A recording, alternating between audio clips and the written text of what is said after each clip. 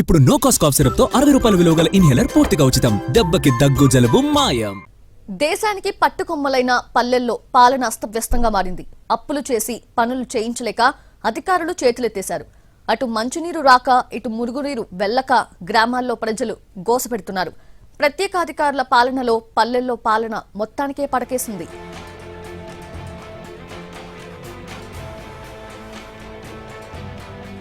ఉమ్మడి కరీంనగర్ జిల్లా పరిధిలో మొత్తం 1473 గ్రామ పంచాయతీలున్నాయి.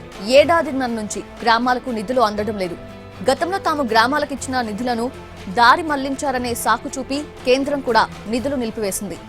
సాధారణంగా కేంద్రం నుంచి రావాల్సిన నిధులను కూడా ఆపివేసిన పరిస్థితి.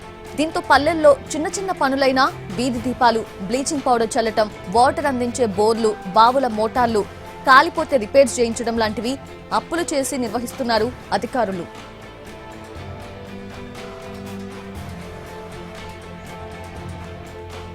ప్రస్తుతం మెజారిటీ గ్రామాల్లో సంబంధిత ట్రాక్టర్స్ మూలన పడ్డాయి. మరికొన్ని గ్రామాల్లో నామమాత్రంగా వినియోగిస్తున్నారు. మరమ్మతుల పేరిట ట్రాక్టర్స్ ని పక్కన పెట్టడంతో చెత్త సేకరించేందుకు ఇబ్బందులు తప్పడం లేదు. ఫలితంగా మురికి కాలువల నుంచి తీసిన చెత్త 20 రోజులకు పైగా రోడ్లపైనే ఉంటుంది.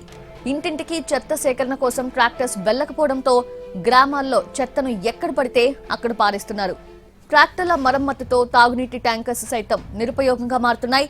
పలు ప్రాంతాల్లో పల్లె ప్రకృతి వనాలతో పాటు నర్సరీస్ లో పెంచుతున్న మొక్కలు కూడా ఎండిపోతున్నాయి.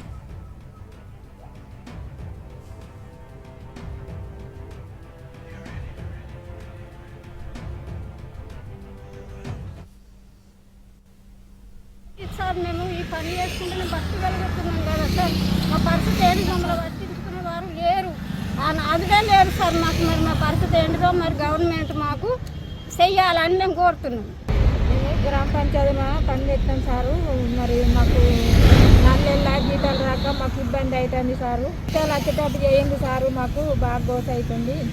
సర్పంచ్ ఏమైనా రిపేర్ ఉంటే చేపిస్తారు, కానీ అదే అధికారి ఉండేసరికి అధికారి పట్టించుకోడు. బల్బులు కానీ ఒక నెలలో ఒకసారి మెయింటెనెన్స్ కోసం ఎక్కడైనా స్తంభానికి బల్బు పోతే దాని మెయింటెనెన్స్ కోసం హెల్పర్ని తోలి వెంటనే పెట్టించేటువంటి అవకాశం ఉండేది అప్పుడు.